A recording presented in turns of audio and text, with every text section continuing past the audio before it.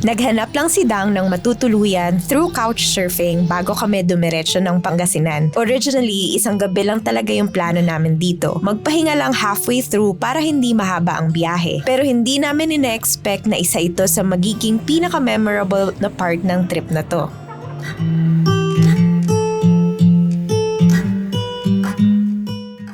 Hi! Naging visitor ko si Dang and Marie. Hello guys, good morning. It's 7:55 a.m. At nandito kami banda sa Guadalupe. Papasok ng EDSA. Kasi doon ako pinapadaan ng Google Maps.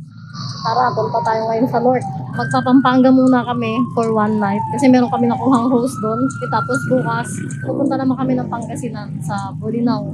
So ngayon, on our way muna tayo sa Pampanga, sa San Fernando, Pampanga. Let's go! So for sure, darating doon ng mga 12 noon. Kasi sabi nung host namin na doon na raw kami mag-lunch. Kasi pinag-prepare niya ata yung house help niya ng food namin for lunch. At kasabay rin siguro siya kasi aalis daw siya papunta sa kasalan mamayang hapon. Bibigyan niya lang kami ng itinerary.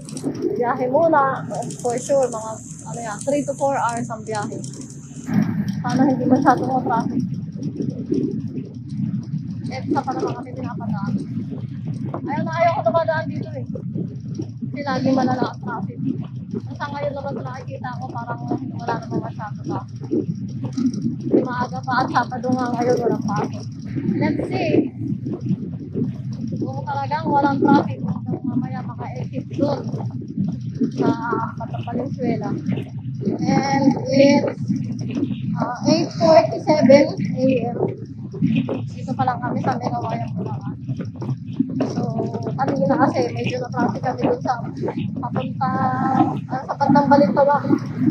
Kasi merong mga nangangampanya, ang haba-haba ng motor nito na dami ng sasakyan. Although nasa isang linya lang doon sa pinakakanan, nag-cause talaga rin ng traffic. Kasi nga, alam nyo na ang EDSA, marami naman lagi sasakyan. Kaya medyo matagalan na sa Balintawak. Sa ngayon naman, tuloy-tuloy naman. Maliban lang dito sa mga ganyan na tulad niya, biglang may sumusulpot, biglang tatawid. Or may mga intersection. So far naman, medyo maganda naman yung biyahe. Kaya hindi pa namin naramdaman yung init. Kasi nga, yan. Kahit pa paano, medyo mabilis naman. May hangin pa. Pag may wadaan na kami Jollibee sa right side na medyo maluwag at wala masyadong tao, stop kami. Para na magkape-kape, kahit di naman talaga kami nagkakape, pampagising lang. Kasi wala pa kaming tulog pareho. Kasi oras pa kami nagising? 2 p.m? Ganun, 1 p.m, 2 p.m kami nagising kahapon. Tapos yun, hindi na kami natulog. It's 11:05 a.m. at nandito pa lang kami sa Malolos, Bulacan. Kasi minto kami kanina sa Jollibee para kumain ng konti at magkape, pampagising para hindi antukin sa biyahe kasi nga sobrang init. At yun para magpalamig rin. So ngayon, diretso biyahe lang kahit na sobrang init. Medyo mahangin na naman kasi pag ganitong walang masyadong traffic. So maya-maya, pag magme-message na ulit ako, message ko yung host namin kasi baka naghihintay yun kasi nga sabi doon na kami mag-lunch. So doon pa rin naman kami mag-lunch pero mas malilate na kami. Kami darating ng 12 or before 12.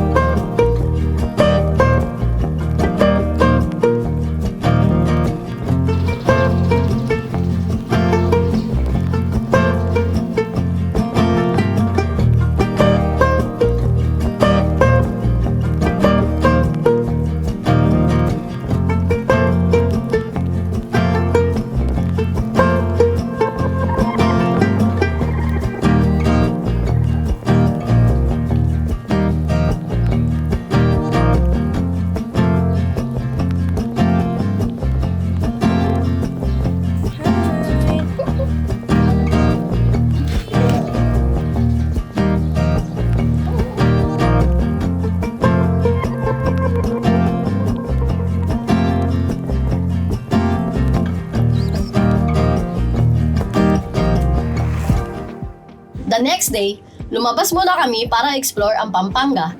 Naabutan pa namin yung sobrang traffic dahil may cycling event pala.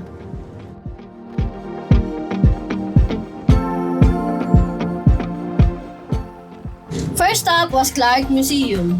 This is a great spot if you want to learn more about the history of Clark at kung paano siya naging isa sa mga pinaka-importanting area sa Pampanga.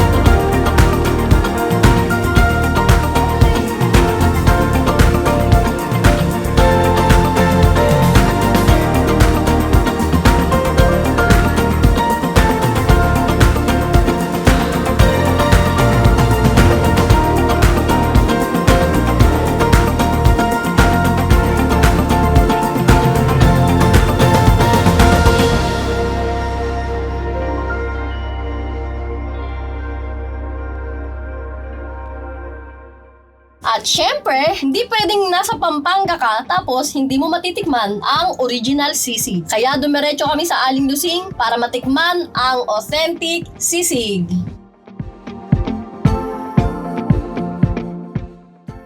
Bago kami mag-sunset viewing, nag-window shopping muna kami sa Pure Gold Duty Free. At dahil ang init nung araw na yon, napabili na rin kami ng ice cream.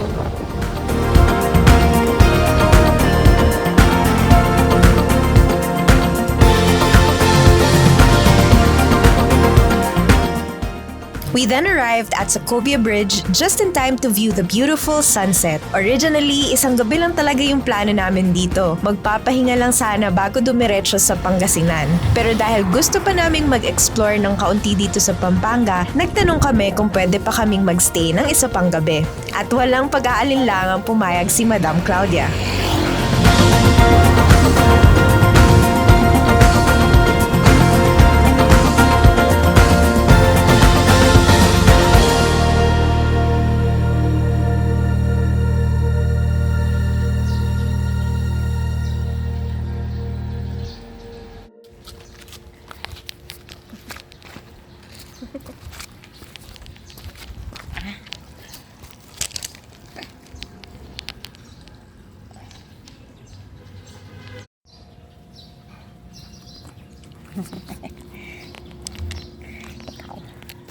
Hi guys!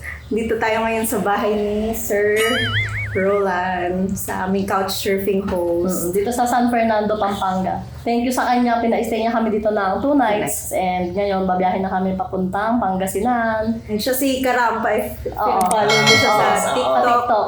Baka pina-follow niyo siya kung hindi pa follow niyo rin siya sa TikTok as Karampa. Karampa. Say hi kayo sa vlog. Hi! Naging visitor ko si Dang and Marie. In case sa mga future couchsurfer dito sa sa Philippines, so you can message me sa couchsurfing or you can add me sa saan ba? Sa Facebook or TikTok. Eh, meron ka na rin soon sa Baguio. Baguio. Yes, oo. So, ayun. Thank you so Thank you much, ulit. Sir Roland. Isa sa mga favorite namin sa pagta-travel ay syempre yung mga lugar na napupuntahan namin. Pero madalas, yung mga taong nakikilala namin yung mas tumatatak. And we're very grateful sa lahat ng taong nakikilala namin habang nagta-travel. Hindi lang nila kami pinapatuloy sa kanilang mga tahanan. Iniiwanan pa nila kami ng mga kwento at inspirasyon na dala-dala namin hanggang sa susunod naming adventure. Maraming salamat, Madam Claudia, sa pag-welcome mo sa amin sa bahay ninyo. At salamat din sa lahat ng kwento at advice na shinare nyo sa amin. And now, it's time to go to our next destination. Next stop, Pangasinan.